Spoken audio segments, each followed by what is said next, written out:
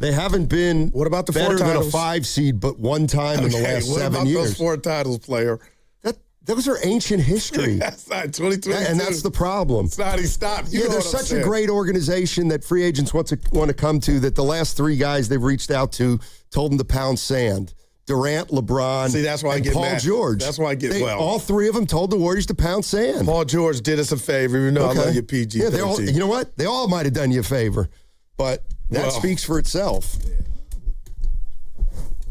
But I know you're having fun. But I'm not having fun. No, but the Warriors are a class organization times 8 since Lacob's taken over. You got to give me that. Sure, I'll give you that. But what I'm saying is, no, I'm not convinced the Warriors will be a free agent destination after Steph Curry leaves. I'm not convinced they will absolutely. I hate thinking about it because he'll be gone. But man, Stoney, I mean, to Antonio's point, guys, need jobs, but. You know, obviously we don't want the Warriors to be a perennial player in the lottery, but if it were an Eli Manning type of thing, which we haven't seen in the NBA, don't draft me, you know, that's not happening. But as far as a free agent, I guess I'm just different. I wonder if the fact that Steph played here, it would be a badge of honor to come try to resurrect or come add, you know, or try to get the team back. I mean, look, I'm not saying they're not going to be able to get any free agents. Somebody will take their money. I mean, even the bad Warriors back in the day had guys take their money. That's not going to be the issue. But I'm talking about a big boy. Who's the best free agent they've gotten in the Lacob era? If we just kept it 100 right now, and I know it's going to be, he's not the big, but best free agent the Warriors got under Lacob. Now, I know they were. Iguodala. Was he a free agent or a trade? It was Durant. I think that might have. That was a trade, I thought. Sign and trade, maybe. Iguodala was a trade. Durant signed it as a free agent. Like the Warriors were able to sign free agents before Steph. Yeah, right. 4th of July. Who? KD? Warriors were able to sign free agents before Steph. They signed Danny Fortson. They signed Mark Price. They signed Derek Fisher. And he left us. He played us. Yeah. And but no, yeah, Durant's it. I got you. Thanks, Evan. Yeah, all bets are off after Steph leaves, as far as I'm concerned. We'll see. They're going to be an entirely new franchise. I don't know if they'll have a winning culture.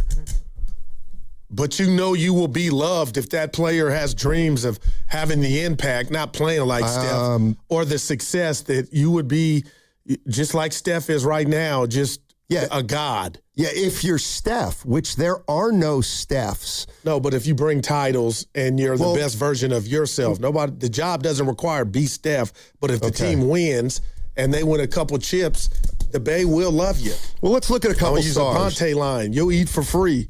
Yeah, if you win a title. But, John Morant comes here to follow Steph. You think it's going to be good for him? Man, I got excited. I hate to say it, but, I guarantee you if the Warriors had Anthony Edwards after Steph Curry and the Warriors had 3 years, okay, Steph's gone. All right. The Warriors acquire Anthony Edwards, and they have 3 years where they go to the Western Conference Finals, and then lose in the second round. Yeah, they'll get crucified. Yeah, I got you. Right. So why would a guy like that want to come here? I think they're going to have to find the right free agent. The bar is high as all outdoors. Corey Maggette. Great call. That 925. It gets you to the line. And they will be able to get guys like that after Steph. Yeah. The question is, can they get, would Luka Doncic ever come here? No. Well, Dallas draft, but I'm just saying, if he's a free agent. Because of the Steph component. Yeah. Luka Doncic has no rings in his career. He's going to sign with the Warriors in 3 years? I don't see that. Well, we're having fantasy basketball right now, but with a guy who played at Berkeley, Jaylen Brown, if you think he was shy away from coming here because of Steph? You got to think like it. You got to have the confidence of a gangster, to where you look at that as a badge of honor as opposed to what if it doesn't work? Right. And I think finding a player like that is going to be very, very difficult. Finding somebody that looks at the Golden State Warriors organization after Steph leaves, right, and they're not in a great place, I think there's a lot of NBA players that'll say, don't really want a part of that. I mean, like, if you, let's say hypothetically, I don't know about you, but I think if I were an NBA player and all things were equal, 4 years from now, two teams have max money, Atlanta and the Warriors. They're the same. I think most players would go to Atlanta. Because if you go to Atlanta, you have an opportunity to win a title there for the first time in a franchise's history. And that's a lot less pressure than Steph won 4 or 5 years ago. But again, I think there might be some players that relish it, but you got to find the right ones. Austin's in San Jose. Our man. What's up, Austin? How you doing, man? Hey, fellas. No, see, Guru Steiny doesn't go to Valkyrie's game because he's not special. They don't recognize the celebrity when he walks in the building. The Warriors do, so that's why Steiny's a little slow in going to Valhalla, I think. But, that's kind of a different they haven't figured out who he is. But there's a couple layers to this, guys. I like Tim. Tim called. That's my guy, by the way. Yeah, Tim in North Carolina. Tim comes in and nails it. I think what he said was really important, Guru, as far as it's not a one-player league anymore, man, in terms of I'm going to get this one guy. Yeah. And I'm going to put him with this other guy. We're going to do it. That's move. That's not the way the thing is working. Even with OKC, you guys keep talking about OKC as an ensemble. It's not about just one guy. Right. The Warriors weren't just about one guy. We keep acting like now you come to a point, Steiny, where we keep talking about Steph. And we love Steph, but they didn't win all those titles just because of Steph. I mean, right. And so then we get to the point of you saying and sort of driving home the point, Steiny, about no one's going to want to come here. I totally disagree with that. The reason why they won't come here is not really because of Steph, because if anything, Steph has made the Warriors the kind of organization that is welcoming. A lot of these organizations you go to, we've heard the stories about how the other stars act, and Steph is a guy that totally doesn't act that way. So Steph has built a culture that's really welcome. I think the issue for the Warriors is the front office, is the coaching staff aligned with players today. I think I would put it more that way in terms of have they created an environment where a new star can transition into the role that Steph was in, and not to say he doesn't need to be Steph. They need to build around a guy that can win. And the other thing, Stanley, are we just talking about entertainment or are we talking about sports?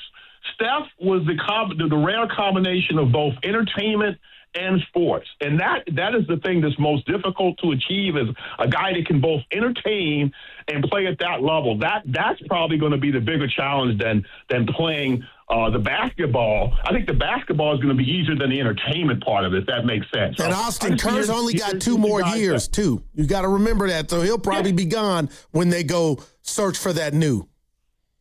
Well, so but they could have transitioned. I think Steiny goes back to where they didn't do a good job of making that transition. That's what I would say. I think they could have already had a 1A player to Steph, and people have to imagine a team today where Steph isn't the number one. I think that's where the fans here, we're kind of caught in a world where we got to think, we get up every year and say, oh, Steph's got to be number one. We got to build around Steph. No, it needs to be a guy that can play in the same aura as Steph. And let that guy become the one as Steph becomes the 1A. That's the miss, guys, in my opinion. And we've missed a few times, Austin. Great call. We talked about that yesterday. And that's why I can't let go of the past, because had they hit, it would be so organic. And it would be perfect timing now. And we said this yesterday, at least I did, and you heard me. It's unfair. The burden is on Steph right now from this organization at this age to carry this load. Do you disagree with that? No. No, man, it's just no. But man. Now his body's breaking down, and it's like, I got a piano on my damn back. Yeah, I hate when we go, well, they missed out on Garnett. And they missed out on Donovan Mitchell, and they didn't. They didn't. No, just identifying, getting a bang for your buck at 2 and what was it, 7 with our guy. Yeah. Well, I mean, but again, I feel like now every time people say they missed 3 times, or they're paying for these misses, then I ask, well, so why do you think it's a 1-year fix if they made 2 or 3 years worth of mistakes, including trading Jordan Poole for nothing, including, Well, we're watching our guy age now. That's like he was able to kind of keep that on. And there you go. What were you about to say? I was about to say, yes, 3 years ago, I was thinking 3 years ahead. It's now 3 years ahead. I'm still thinking 3 years down the line. Yeah. Nobody else is. Yeah, no, so if you don't want to think 3 years down the line, I got it, man. Then let's go after next year. But here's the other part that I think I agree with Austin. No, he had some good stuff. You ain't going to be a free agent destination after Steph unless you hit on the 11th pick. Right. You hit on the guy next year. Nobody's going to want to come here if you the only way a big boy's going to want to come here is if in 3 years they're like, damn, Kareem Lopez is really good.